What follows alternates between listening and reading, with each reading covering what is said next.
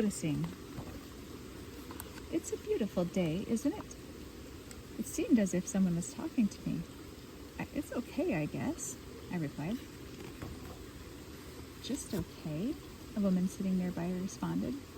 Why, we have the birds, the trees, the sky, the questions, the what-ifs, and the why-nots. I'd say this is indeed an exceptional day to be alive, don't you think? If you say so, I shrugged. It seemed like an ordinary day to me. Are you a painter? I asked. I like to think of myself as more of a noticer, really, she answered. I just try to make things from what I see. It is my way of appreciating and honoring them. As I looked at her Oops-a-daisy. That's right. As I looked at her canvas, I couldn't believe what I was seeing. How could someone create something so amazing? I wondered. She was definitely a painter.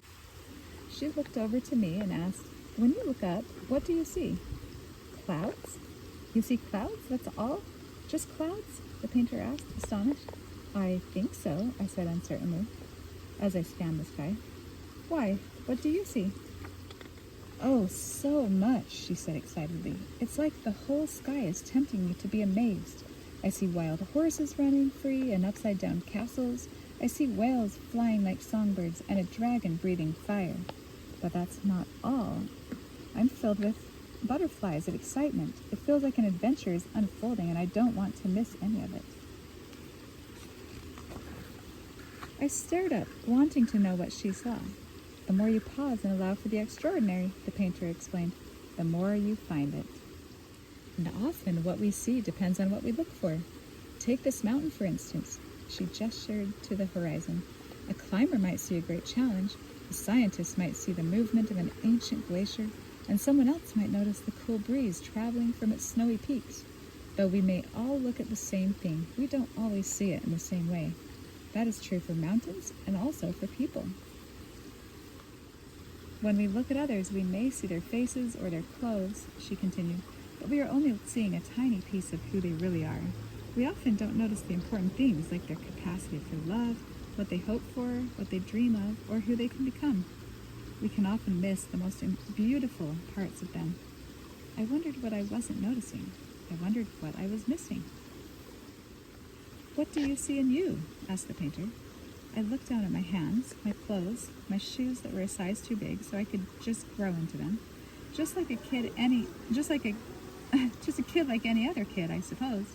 But you are not like anyone else. In fact, there isn't another person exactly like you anywhere, the painter encouraged. And the amazing thing is, there never has been and there never will be ever again. I'm not sure there is anything special at all about me, I said. Oh, but everything is special about you. There really isn't a single thing about you that isn't extraordinary, she shared enthusiastically. You are the rare and unique combination of what was and the bright possibility of what can be. And you know what? So is everyone else. Everyone shines and needs to be seen. Everyone wants to know that they matter, that there is a place for them and that they are needed. Sure, some may hide their brilliance, but the light is in there, always flickering, and it is a beautiful thing when we can reflect it back to them. I always looked forward to my visits with the painter. I had to admit, as much as I couldn't wait to see her, I also couldn't wait to see what she saw. On one occasion, I went to go find her, and she was sitting peacefully with her eyes shut. What are you doing? I asked shyly, not wanting to interrupt her. Hello, you, she smiled and waved me over. Some days I find that I can notice even more when I close my eyes, she explained. The gentle rustling of my hair, the ideas dancing in my head, and the sunshine on my face, and the wonder of being alive. She invited me to close my eyes. What does home look like to you? What does kindness feel like? What does love look like? The painter asked. What does it feel like to have a friend? What does it look like to be one?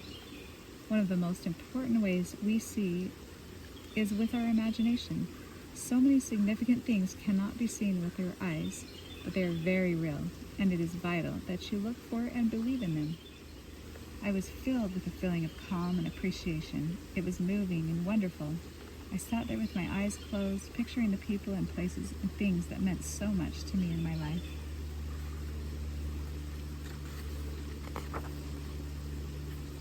One of the best things you can be is interested, the painter shared. When you are interested, you are curious, and when you are curious, you discover things, amazing things about yourself and about the world. The miraculous is everywhere and in everything, waiting for us to notice it, waiting for us to appreciate it, waiting for us to love it. It's been years since that day when I first met the painter. I miss her. I wish she were still here so I could tell her what she's meant to me and how she helped me to look at everything differently. But mostly, what I wish I could say is thank you for seeing me. That is my very favorite story, and I hope you enjoyed it. And may you always be open to the unbelievable beauty around you and within you. And know that we're thinking of you, and we love you so, so much. I'm grateful to have you in our lives.